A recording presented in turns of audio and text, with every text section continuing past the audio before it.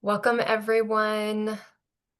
Thanks for joining us tonight. Whether this is your first time engaging with Solar United Neighbors or you are familiar with our work, we are glad to have you here. Tonight, we'll be sharing briefly about our work as a nonprofit advocating for rooftop solar, but also what that looks like with these filings that are coming up from NV Energy and how we can prepare public comment and engage on those filings. So go ahead and introduce yourself in the chat. You can share your name, where you are joining from, and why you are interested in tonight's presentation.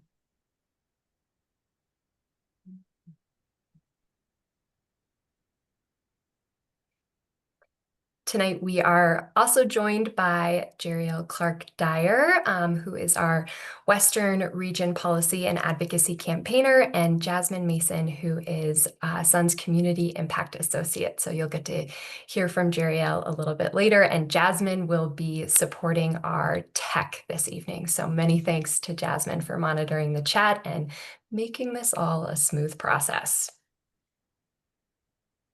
And my name is Julia, and I'll share a little bit about myself soon enough, but I'm the Nevada Program Director of Solar United Neighbors. All right, well, let's get right into it. So before we get into the content, just a few housekeeping notes. Go ahead and mute until we reach the comment writing time. We do have some poll questions, and we just ask that you respond to those as they pop up. And if you do have any questions, feel free to drop those into the chat. We'll do our best to respond to those on the relevant slide, but we'll also have some time for any questions that come up later. And feel free to use the chat to have conversations with others. If you do want to enable closed captions, you can do that for yourself by clicking more at the bottom right hand of your screen, then captions, show captions, and select that language and click save. Sometimes the language can be a little delayed, so just know that if you are choosing a different language. Our hope that this can be a space of learning, so we do welcome all questions and just ask that people be respectful. So with that, we have our first poll question for you. Jasmine is going to pull that up, and that is, how did you hear about tonight's event? We'll just give people about a minute to respond to that. And if you're just joining, perfect timing. It's great to have you here.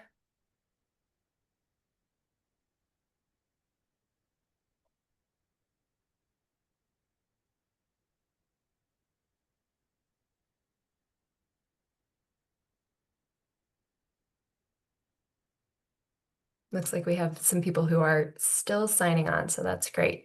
We'll grow in number, which is what we want for submitting these comments later.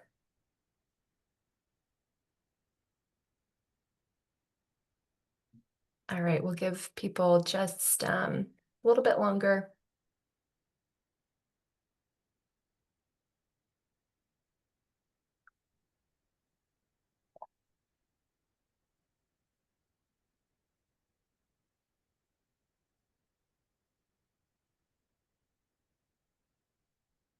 And we'll go ahead and close that poll.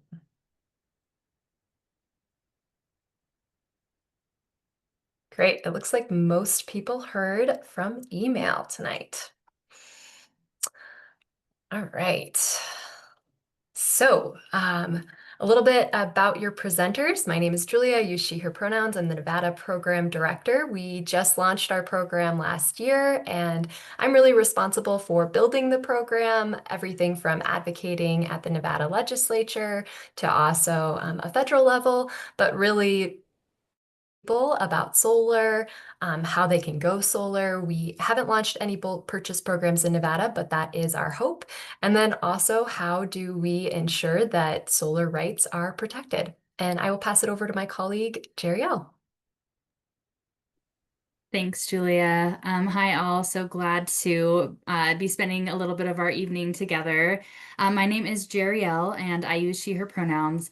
I'm the West Region Policy and Advocacy Campaigner for Solar United Neighbors. I'm newer to the organization, but have doing policy work for a little over a decade now, and I'm really glad to be able to join you in this space tonight. All right, so just a quick overview of our time together. Our goal tonight is really for you all to understand the public comment process, which means everything from preparing your own comment to learning how to submit that comment, as well as preparing for giving an in-person comment at the consumer session if that is something that you're interested in. We will take some time to just review the general rate case, as well as an additional filing that came to our attention. So we'll get into that shortly. All right, so just to ground us in our conversation, who is Sun? We are a nonprofit that works in Nevada and 12 other states, and we run bulk purchase programs to help make solar more affordable. It's essentially just a whole bunch of people going solar at the same time, so able to reduce the cost of that installation, the equipment, etc. And we also bring people together through the education of the technology, economics, and policies of going solar. We know it's complicated and confusing, and these policies are also that as well. We really focus on consumer protection and utility accountability, which is why we're here tonight. We know that monopoly utilities like NV Energy have a lot of power and a lot of money driving their agenda, as well as just a lot of lawyers. And we want to educate and organize solar owners on how to advocate for fair and just policies. All right, so just a brief refresher. I know some of you have joined us for the previous webinar that we had, but in case you are new, um, there is a general rate case before the commission right now, and this is Nevada Power's rate case, which serves Southern NV Energy customers. However, we know that what is done in one part of the state will probably be then proposed and also maybe approved if it is approved in that part of the state in the other part of the state. So we want to be mindful of what's going on both in the south and in the north. So the docket number on this is 2502016, and I'll share a little bit more about that later on. But the gist of this rate case is NV Energy is seeking to increase how much money they recover from customers to both cover their expenses and also allow for a certain amount of profit. And that's $216 million. This is double what they requested in 2023. Also important to note, they're proposing to waive the basic service charge for income qualified customers. We're not going to talk too much about that today. We're really digging more into the demand charge and the 15-minute netting.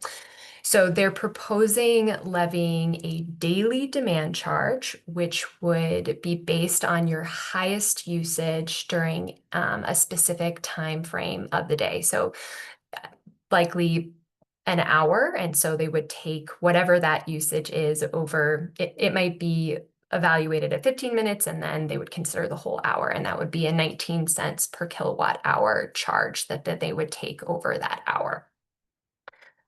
So there's quite an impact when you think about if you're running multiple appliances all at once. If you're using a lot of energy, you could easily see an additional $20 or $30 on your bill. So this is a new charge that doesn't currently exist on your bill, and that's what they're proposing. They're also proposing moving to a 15-minute netting period rather than monthly netting, which has significance for any new solar owner.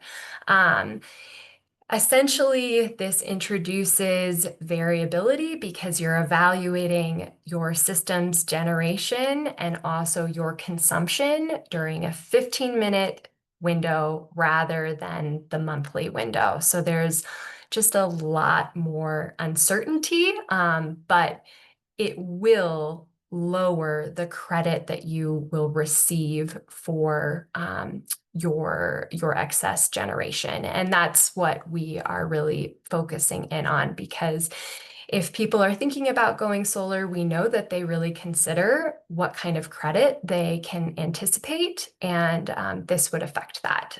So less people would be able to go solar if this is approved.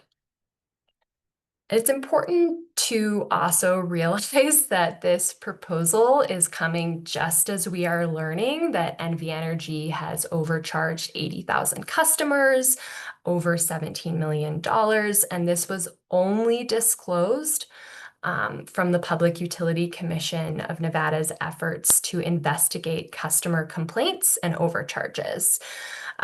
So this was not something that NV Energy told.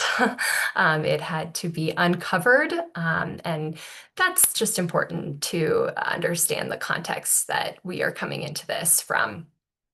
Also, I'll just note that there is some legislation that is moving through right now that would require NV Energy to issue full refunds. Right now, that's not the case, and that we are hoping will be passed. It's on its way to the governor's desk now. Julia, could we pause for a second? We have a few Sure. questions in the chat. Um, Crystal asks, will the demand charge be non-passable for solar customers?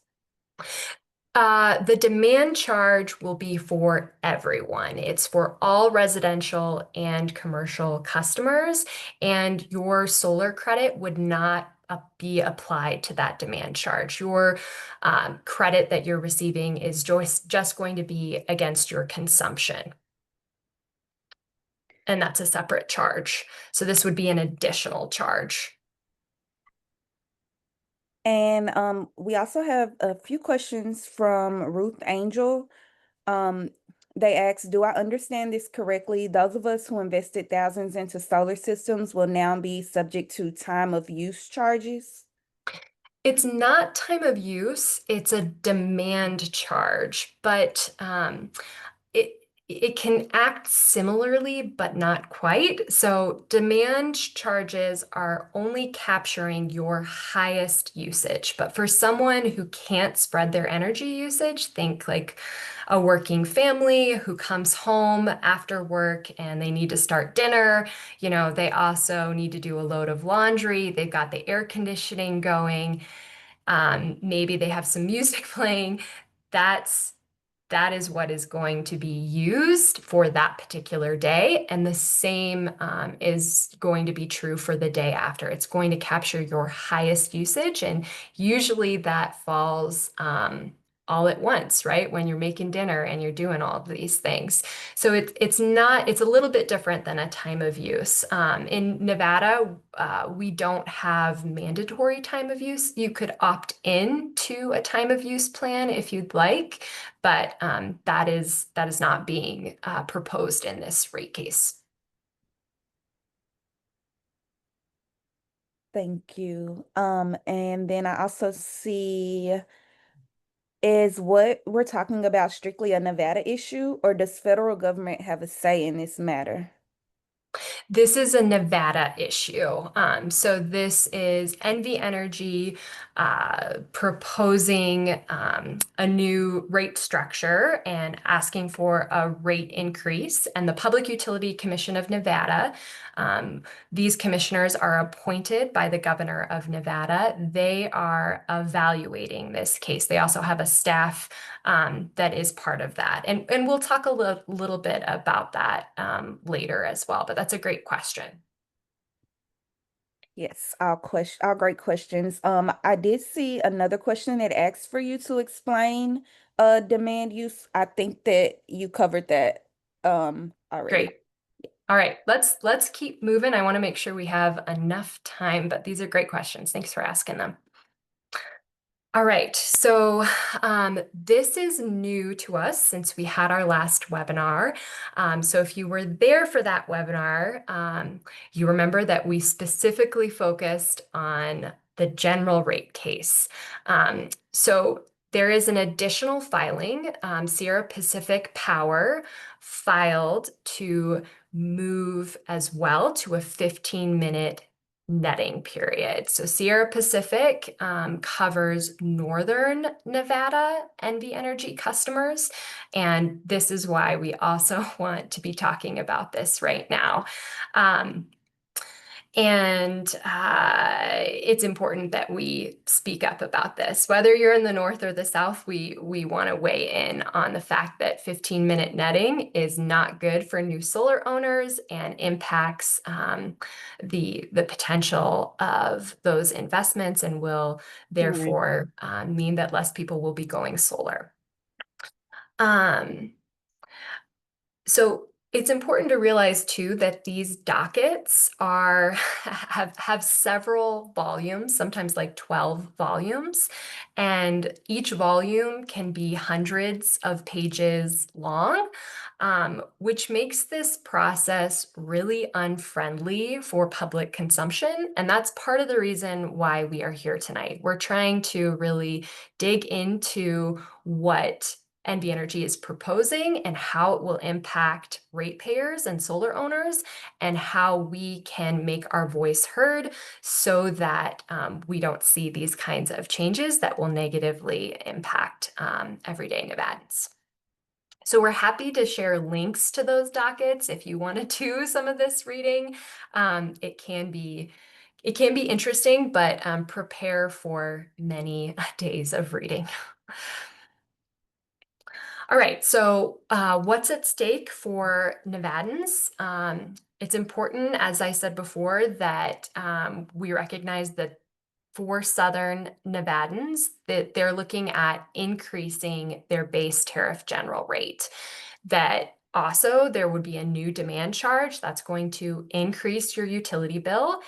And in general, there's going to be additional levels of complexity that are added to your bill in terms of being able to understand it, being able to track your energy usage. This is not a friendly proposal for that.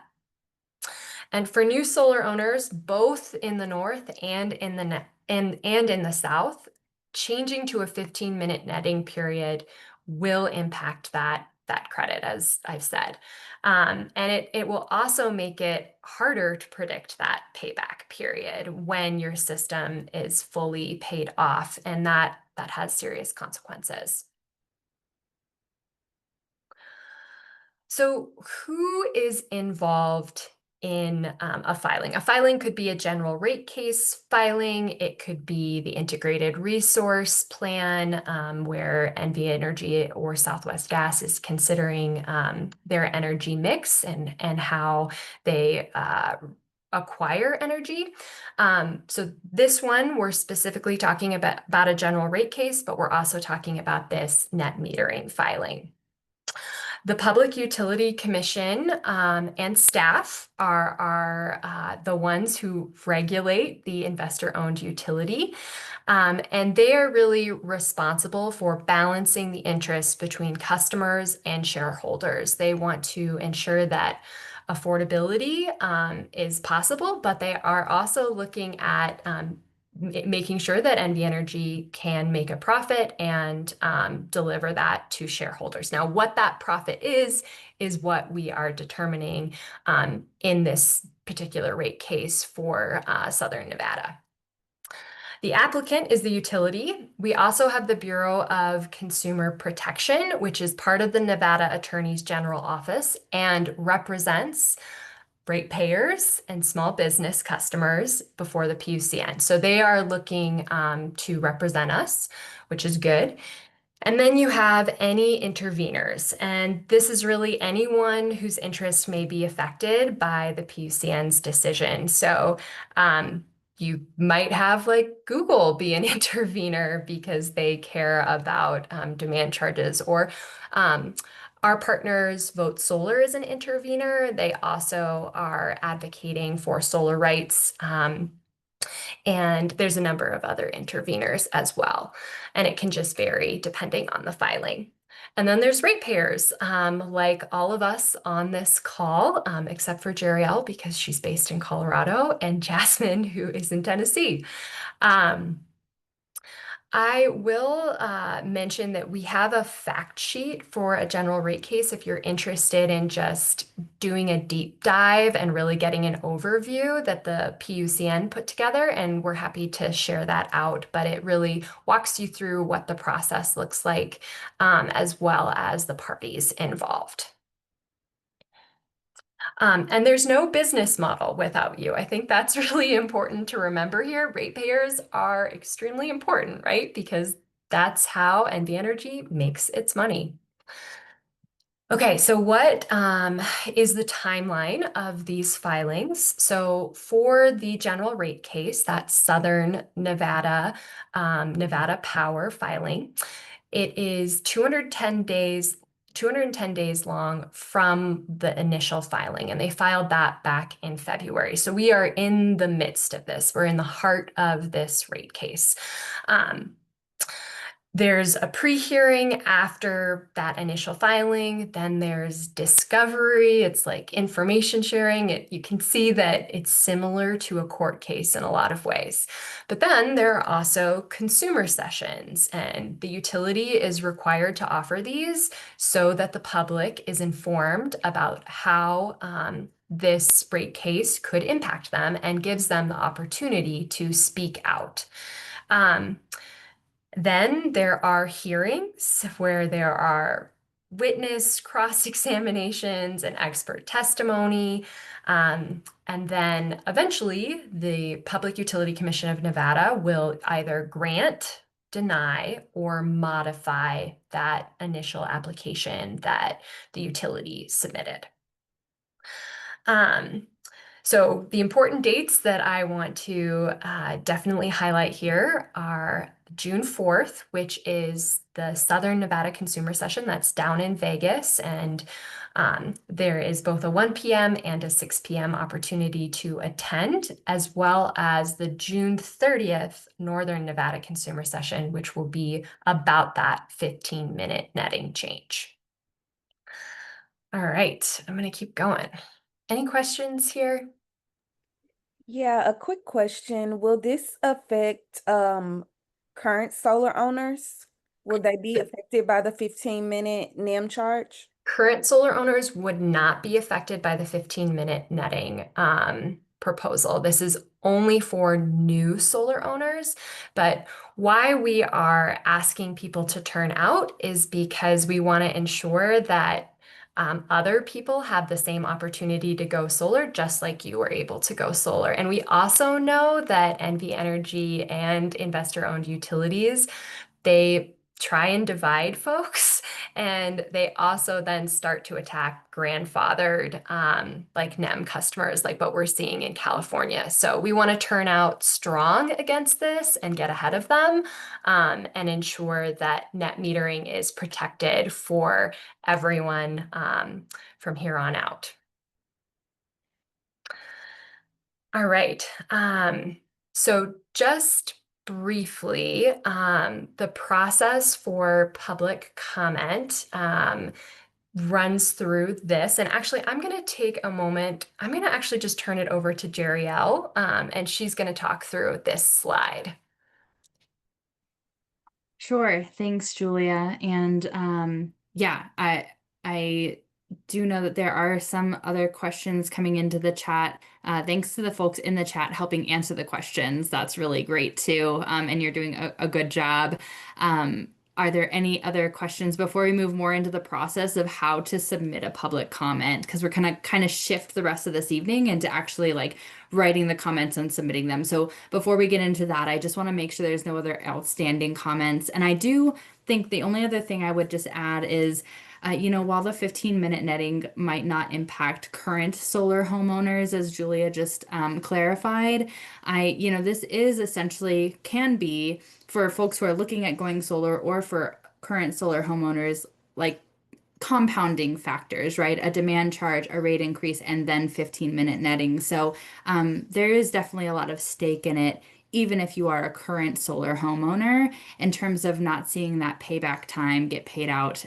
Because if you're paying a demand charge or if you're paying for higher rate increases. So just wanted to put that in there for what it's worth, and then see if there's any other questions, Jasmine or Julia, that you need to answer before we move into this next portion.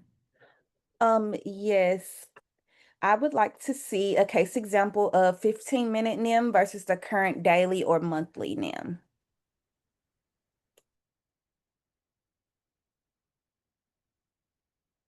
That's a great question. And part of the trickiness of this proposal is there's not much data or information out there about how to evaluate this because it's so um, dependent on someone's particular system, that size of system, what the generation is of that system, which we know can vary depending on the day, depending on the weather, depending on the minute.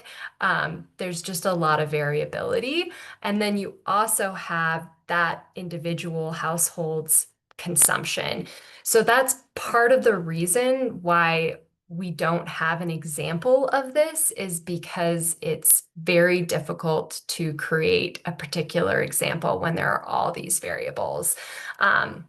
However, we do know, and NV Energy has said that this will impact solar owners and they can expect to receive less credit because of that variability, and it won't be the equivalent of what existing solar owners receive. And that's really what we are trying to focus on. Julie, I have an easy way to look at this because I thought about this a lot. It's very confusing for people, and we need to understand it in order to argue. That's why we're trying to pin you down a little bit. I think when you do it over a course of a month, all your daily excess metering or excess production that you've made can be used to offset your nighttime use from NV Energy. Whereas with this 15-minute net metering, every 15 minutes gets zeroed out. So like you make a bunch of solar for 15 minutes in the middle of the day, you can't use that at 100% rate to offset your nighttime use. You get credit 75% of that. You only get credit for 75% of that. For that 15 minutes. Does that help people understand it better? You know, it's worth only 75% during the day, whereas if you zero out over a month, it's actually worth 100% against the nighttime use. So they're devaluating the amount that they're going to credit you for your daytime use. Does that make sense? I hope that made sense. That's a really helpful example, Barry. Thank you for talking that through. Mm-hmm.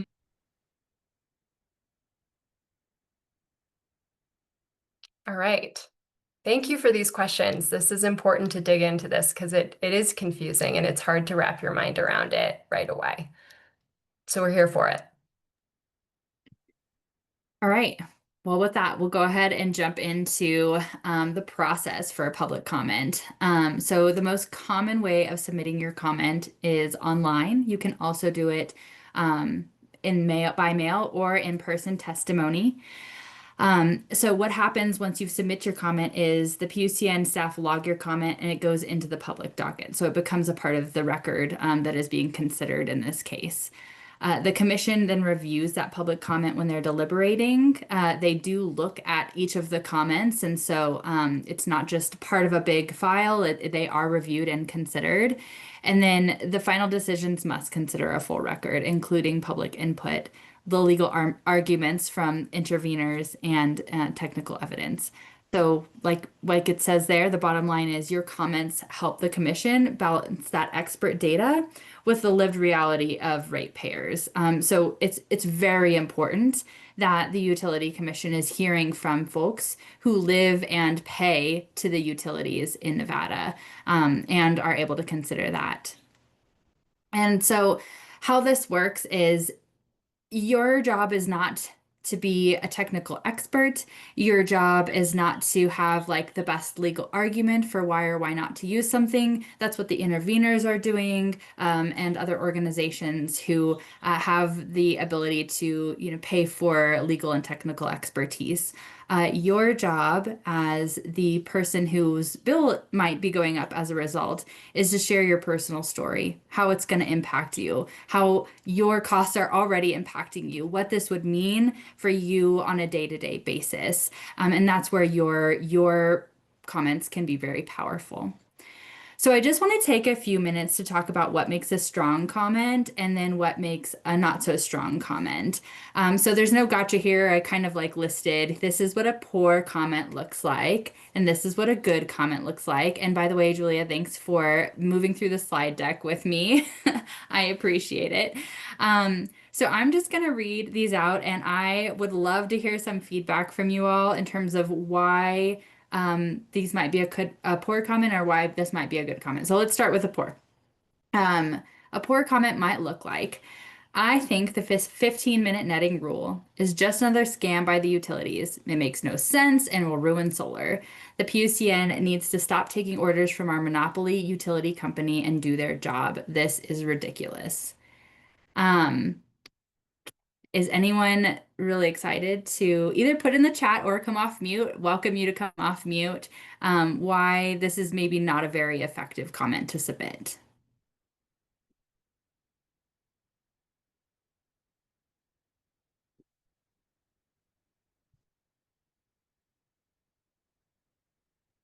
It sounds whiny. I'll say something. I'll say that it doesn't give them any personal experience of as a customer. It's just like saying shit about the utility. So that doesn't really help them know where you're coming from as a customer. Yeah, thanks so much, Barry and Tracy. Appreciate that. Exactly. I would say that you're right. It lacks personal stake. It's overly accusatory, right? We don't really want to we want to submit a comment that also uh, keeps them in good favor. They're the decision maker. We'd like them to make the decision we're asking them to make. But there's also not really a clear ask, and so just lacking some of that clarity. So instead I've put in, what is just a little bit better of a comment, which is I'm a solar customer, it should say. I apologize for my typo. I'm a solar customer in Clark County, and I installed rooftop solar to help lower my bills. Under the current monthly netting system, I've been able to see real savings. Switching to a 15-minute netting period would drastically reduce the value of energy I send back to the grid, even if I produce more than I use overall. This change makes it harder for people like me to afford solar. I urge the Commission to maintain fair compensation for solar customers. So other than it being a little bit longer in length, how do people feel about this particular comment? What makes it better than the one previous? That comment specifically says how it's going to harm that ratepayer and reduce the value of their investment.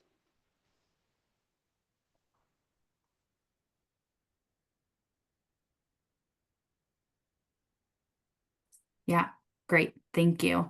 Yeah, it's personal. It gives specific evidence, and it's also like has a bit of a constructive tone, in terms of the feedback for why.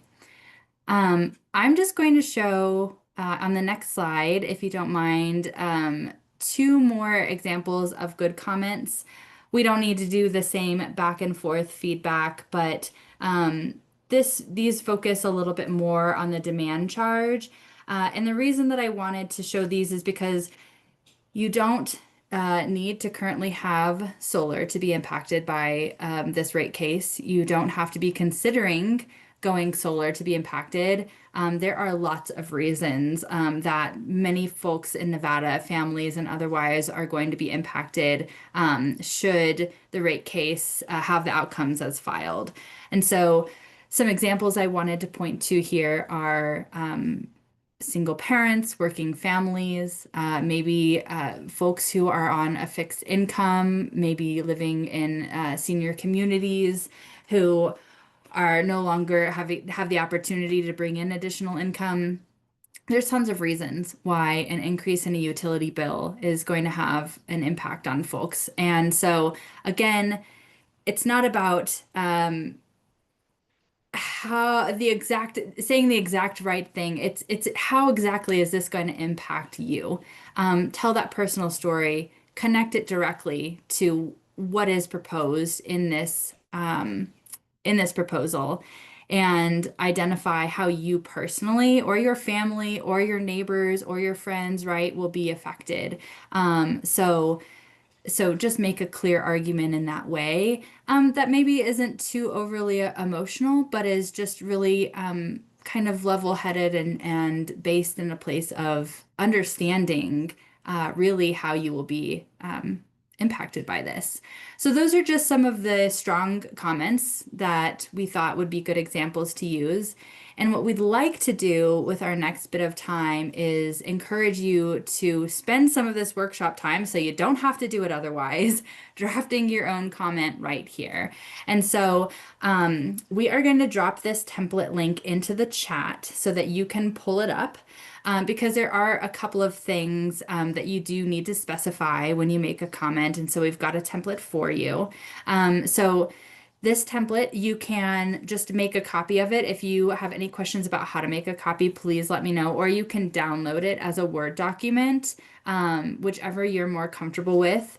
And we will drop in also the docket number. So again, right now we're focusing on the Southern Service Territory. And so that's a specific docket number, but we do encourage folks to similarly, you can submit the same exact comment to an extent if you're focusing on the 15-minute netting to the Northern rate case, or you can change it up a little bit.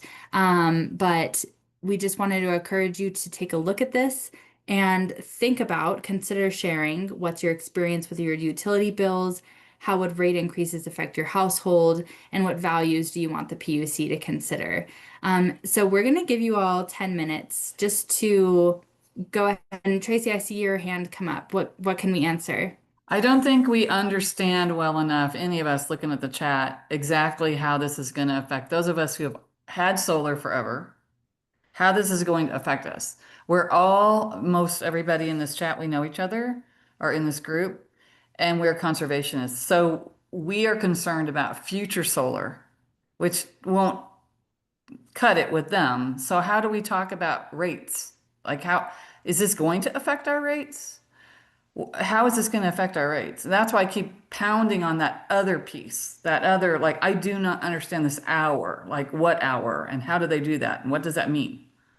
So I think you need to explain a little more how this is going to affect our utility bills. What do you think? And Chaz keeps asking, can you give us an example? Those of us who have a monthly power bill and monthly balance between sending and receiving, we bank and bank and bank. I just looked at my bill. I have $13,000 or $1,300 banked. What's it going to do to that? So there's lots of questions that I need answered before I can even try to talk to the PUC. Please. Great. Thanks for stopping. And I apologize. I'm not monitoring the chat while I'm presenting, so I appreciate you asking for some more clarity. Julia, would you like to explain some more? How would you like me to proceed? Yeah, why don't we tag team it? So if we can try and take a look at these things separately, so the demand charge will impact you. And the way it will impact you is it will be looking at your highest usage, whether you're a solar owner or not. You're still going to see times when you're using more than your system is generating. And it will take that usage. I went ahead and calculated this in the previous NEM webinar, but I don't have those numbers in front of me. But it would see over a 15-minute interval, let's say my usage was 3 kilowatts. That's how much I use, 3 kilowatt hours over that 15 minute. That's the energy that I'm using during those 15 minutes. They look at one 15-minute moment of your day or every day or Every day. So every hour, day, 15 minutes. and it has to be, and it's an hour. That 19 cents kilowatt hour is over an hour. So then that 3 kilowatt usage, that 3 kilowatt hours, which is the energy that I'm using at that time, is going to need to be multiplied by 4, because of the 4 15-minute intervals within that hour. And then that would be multiplied by the 19 cents per kilowatt hour demand charge. And then that would be done over every day during the month. Does that help explain the Nope. demand charge at least, Nope. Tracy? So it's so now I'm going to be charged 19 cents a kilowatt forever, or I know, I don't understand it at all. No. Yes, so it's a new demand charge. And So so my rate could change every single day? they will look at your usage every single day, your highest usage. So this is a drastic change. Yeah, and that's why I wanted to explain more and more and more. And this Yes. is on the same docket? So this is being proposed for the Southern Nevada rate case, Yeah, but and it's I'm in Las Vegas. I'm planning on going on Wednesday. So I need to know that I'm yes. saying like Yep. something that makes sense. Yeah, but it's important that we still have Northern Nevadan residents speaking about this, because we know that if this gets passed in Southern Nevada, they will present and propose this for Northern Nevada residents. So we need to take action against this right now and consider it as a state proposal. And then in terms of new solar owners, I think the argument to share for new solar owners, if you are an existing solar owner, is to talk about how meaningful these savings have been for you, what you have been able to do with the savings from your system, with this NEM credit, how you've contributed to the economy, or maybe you've reinvested, or it's allowed you to have more flexibility, why it's mattered in your life and in your community, and how those savings, decreasing those savings for new solar owners, actually like impacts those new solar owners, but also the surrounding community. Is that helpful? Yes, thank you. Great. Yeah, great question. It's So still glad. confusing as hell, but so I will It's definitely and fight it and right now. actually that's something you can mention in your Yeah, that will comment. be my Like, whole this is argument. Who can confusing, understand? and to ask people to evaluate their consumption, most people are not tracking their energy use throughout the day. Most people don't have the opportunity to do so, or the flexibility to try and spread their energy usage. They need the energy right there. It's when they need it. It's something that we rely on, and in some ways is a basic need, right? Especially in Southern Nevada, when we rely on air conditioning during the summer months for health reasons. And this demand charge is for everyone, Julia? Yes, the demand charge is for everyone. It would be applied to all residential and commercial customers. And this is really unheard of for an investor-owned utility to levy this. And that's another reason why we do not want to see this pass, this daily demand charge. I just put a link in the chat to an article from the Nevada Current that has a pretty good explanation of how the demand charge would work for those who would like to do a little bit of extra reading. Thanks, Crystal. Appreciate that.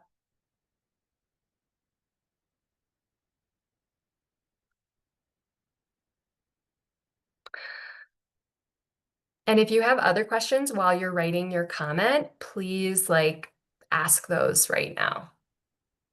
Julia, I was kind of looking through the comments in the chat as you were explaining further. Thank you for that. And I just wanted to pull out one more since you and I were touching on this not long ago. And that was just asking about this was a legislated process. And how do we think AB 405 that passed in 2017 will prevent 15-minute netting from occurring? Oh, that's a great question. It's something that the Public Utility Commission is considering right now. And just for people who maybe are not as familiar with AB 405, AB 405 is a bill that really outlined net metering. It further clarified some things and talks about how net metering is evaluated on a monthly basis. Um, and that is like one of the arguments that interveners have brought forward, is that changing the monthly netting period to 15-minute netting would be There illegal. it is. Um, I don't know how the commission is going to interpret that. I would hope that they would stand by how the law is written, but um, we don't yet know. And that would be something to point out, right? As well.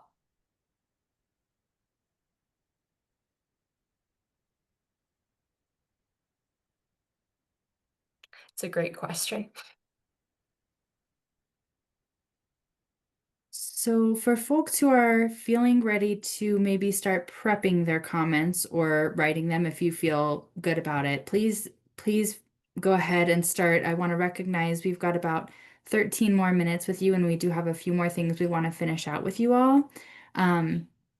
But we are happy to keep answering questions too if more questions are coming up. I'm continuing to look through the chat. I do see you all were very busy while I was presenting, so my apologies for not stopping sooner. I will say it is difficult to delay or reverse a decision from once the PUCN has made a decision. These are, mandatory cases that are filed because they have to be in it. But it is very, I mean, the opportunity to act is during the consumer sessions, during the comment writing for the interveners. It's a lot more difficult to reverse quickly, I would say. It's not impossible, but a quick reversal is difficult.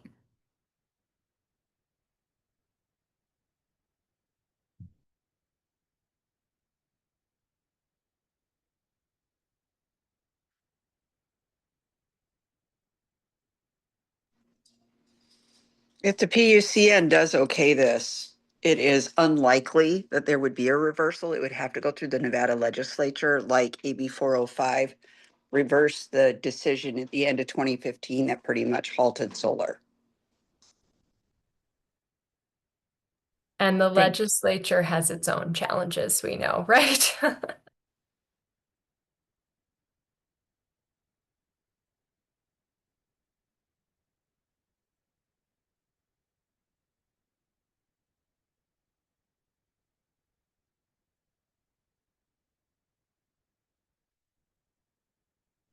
I have a question here. This is Richa. I used to live in Vegas. Now I live in DC. And I know a lot of people on this call. So, um, with, and I don't know how to phrase this yet, but with the businesses that are in Vegas, are they going to be impacted or is this only residential? This is businesses as well. It's a residential and commercial daily Wouldn't demand. wouldn't we expect them to be just as loud, especially if we have the biggest data warehouse? What is it? I forgot that huge one off of Rainbow. I'm guessing they're going to be impacted as well as any kind of AI startup company, So warehouse.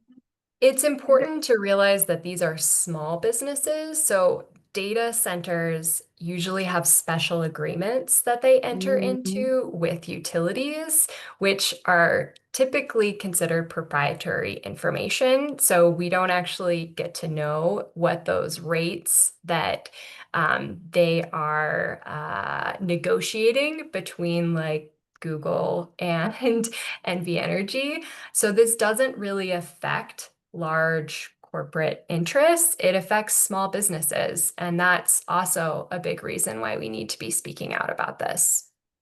Okay, I was just hoping that corporate America could jump in here, but that's not going to happen. So here in Nevada, small businesses that are on the general service rate class do not have demand charges. But bigger businesses that are on the large general service rate class, they pay both facilities and demand charges. That's why they won't intervene in this case. They're already feeling this pain. But the little businesses like a dentist's office or like a small standalone restaurant or store, they would be on the general service rate and would be impacted by this. Yeah, thanks for further explaining that, Crystal. And part of the reason why those larger businesses are charged demand rates is because they are harder on the system, right? Like a Walmart that has all of its fluorescent lights and it's using all of this power at one time is not the equivalent of a small residential owner to the impact to the grid. And so there's a reason for demand charges for large electrical consumers. It's not typically recommended for residential or small businesses, and there are lots of studies about that. The only other state in the union that has residential demand charges is Arizona. And they're not a daily demand charge. Correct. It's a monthly demand.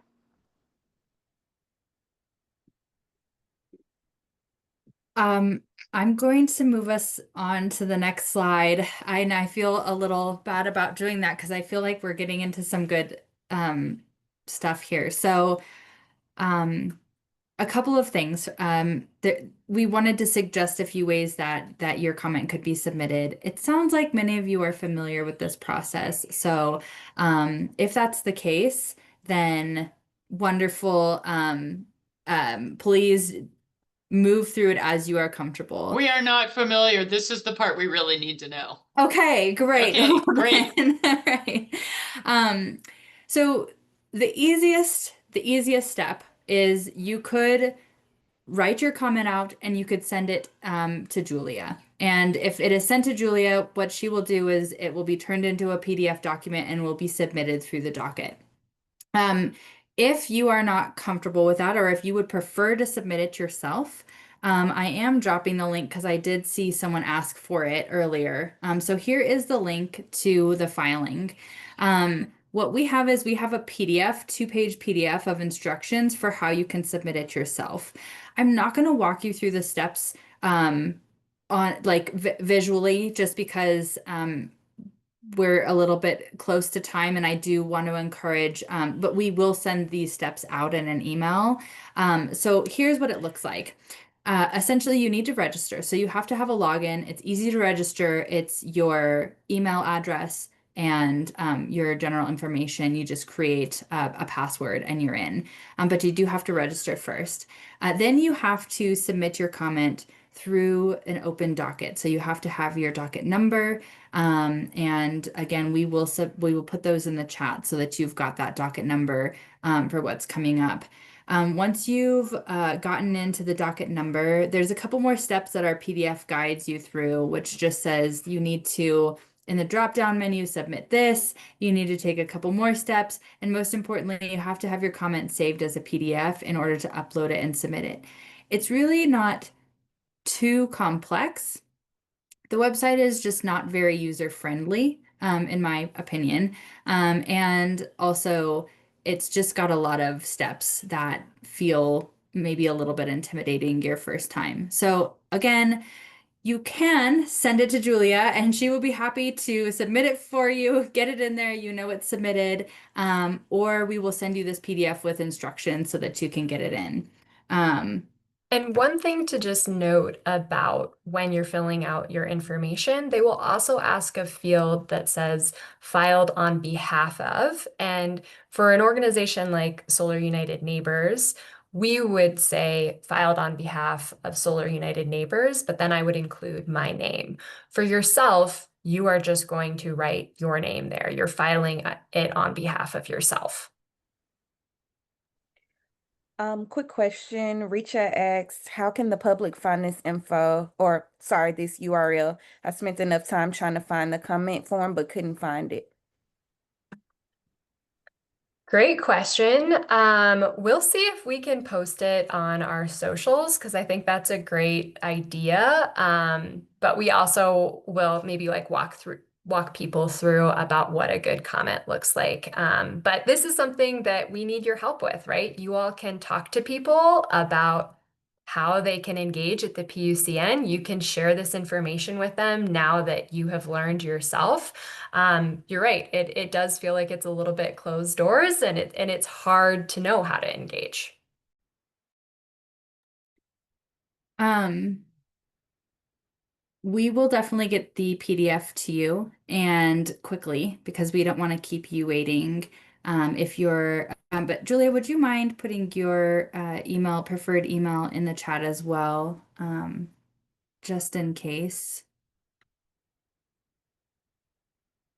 Oh, but you're on mute. I'm sorry. Jasmine, would you just mind dropping my email in the chat for me? That'd be great. Thanks. Great. Um, thanks. Sorry, you're also in presenter view.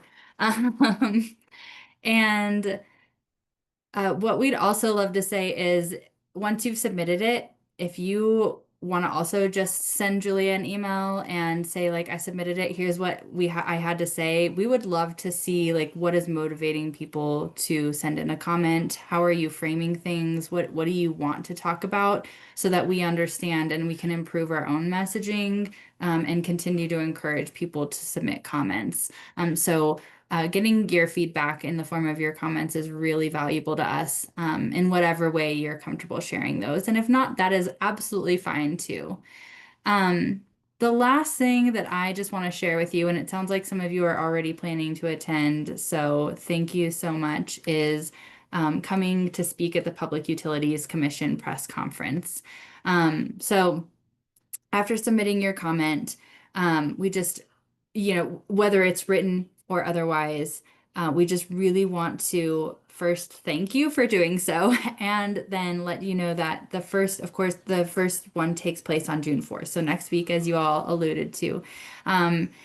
So I do want to be clear, just submitting your written comment is making a really big difference and taking an action that many people have no idea it is even possible for them to do. Again, as you were alluding to in the comments, this is a really complex process that is difficult to interact with. Not to mention the many, many, many pages that you would have to dig through to understand exactly what is happening in the first place. If submitting your comment tonight or in the next few days is all that you can do, thank you so much. And I also want to stress how valuable sharing your comment in person is. In-person comments show decision makers that real people are paying attention and care. It's one of the most impactful ways to influence the conversation, especially when you show up and you use your own words, you use your own voice, you bring that emotion to it, and they see that standing in front of them is a real person. It's not words on paper, it's a person who is going to be impacted by this. It makes a huge difference, and your voice is even louder when you're able to do it in person. It's understandable that people might feel nervous when considering showing up to an in-person event to give a public comment. So I'm just going to break it down very quickly for you. So if you attend a consumer session in person, you don't need to be an expert. You just need to be someone who cares and is willing to share. They're held at a public location, and on the next slide, we'll show you where those locations are going to be for the upcoming consumer sessions. There will be PUC commissioners or staff seated at the front. There maybe will be a court reporter. There maybe will be others who are going to be transcribing the session. And you'll be joined by other members of the public, utility representatives, and advocates, including staff from Solar United Neighbors. If you would like to speak, what happens is when you arrive, you'll sign in. And when you sign in, you'll indicate that you'd like to speak. The facilitator or a commissioner will call your name when it's your turn. If you have given testimony at the legislature, it's fairly similar. You'll have 2 to 3 minutes to speak. You can read a written comment, or you can speak freely if you want to add in more or say something different than what you submitted. You won't be asked questions. You will not be challenged. So this is your time to speak. It's not a debate. They're not going to argue the points that you made. They're just going to hear from you. And then your statement becomes a part of the public record and it's entered in. The best practices for submitting a written comment and commenting in person are basically the same. You want to keep it personal, talk about how the rate case affects you and your household. Keep it simple, of course. Don't feel like you need to use technical language unless you're very comfortable in using technical language. You are welcome to bring notes or a full copy of your comment if you prefer to read it. And, of course, dress comfortably, arrive early, find people that you know, and just, if you're nervous, you can practice.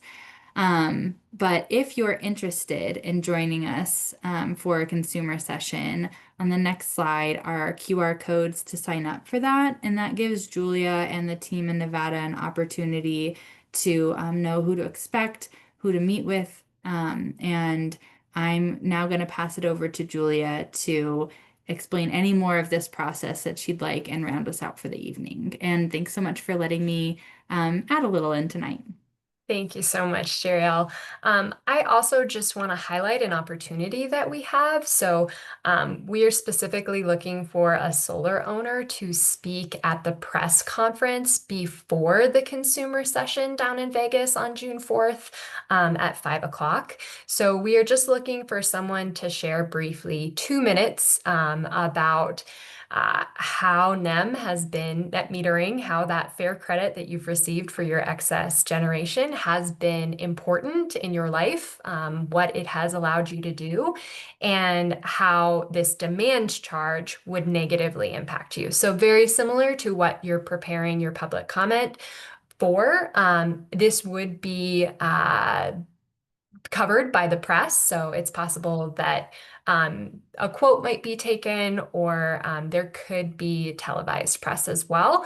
Oftentimes they'll just take like a snippet of a clip. If this is something that you're interested in, we would love to talk to you about this because again, this is another chance to amplify your message beyond the hearing realm so that other customers can hear from you and how this proposal is bad for folks. Yes, Tracy, go ahead. I would be happy to do that. Are you doing it at the county? Great. It will be at that 6 p.m. and it'll be the Clark County government offices. Yeah, it's So there. I will. It's at the Clark. I put that in the chat. It starts Great. at 6, but you're doing a thing at 5? The press conference starts at 5:15, so we'll be meeting at 5 o'clock. Thank you so much, Tracy. I will follow up with you Okay. offline. No problem. All right, so these are QR codes where you can register to attend these consumer sessions. And this just gives me a heads up for who I can expect to be there. So again, the one on the left is for the upcoming June 4th consumer session. I will be there at 5 with Tracy, so you can look out for us. And then the Reno consumer session is later in the month, June 30th at the Washoe County Commissioners Chamber. I got that out in the end. So I'll just give a moment for you all to take a look at that. We'll also be sending out these slides, so you can always register later. The last ask that I have for you all today is to complete Vote Solar survey. So I mentioned that Vote Solar is an intervener in this case, and they have a survey that they are sending out to different NV Energy customers to share about their customer experience with NV Energy. They will be using this as additional evidence for the Southern Nevada general rate case and potentially for the net metering filing in the north. This is a really fast way to also make a difference by just completing this survey because, again, this anonymized data will be used to support their argument. So if you can take 5 minutes to fill this out, we would really appreciate that. It's another way of taking action. All right, I know we're over time, but we really appreciate you all joining us tonight. These slides will be sent out in an email as well as a recording. I saw, Barry, you hopped off. Yeah, no, I'm not. No. So can I submit the comments for both Southern and Northern Nevada? You can. You might just want to only talk about the 15-minute netting In impact northern. for the net metering in the north. You wouldn't want to Gotcha. talk about the demand Gotcha. charge for that Perfect. particular docket. Mhm. Okay, thank you. Yep. Yeah, Tracy, go ahead. Can you tell that Barry and I work together? Yeah, I love it. She's in the north, I'm in the south. Your name is Julia, right? Because it just Yeah. says Zoom number 3. Okay, I just want to make sure I have the right name. Okay, I'm adding you in my contacts. Thanks. Great. I'll follow up with you offline. Julia Charles asks, is there a consumer session in Carson City? There is not a consumer session in Carson City. There is just the one in Reno.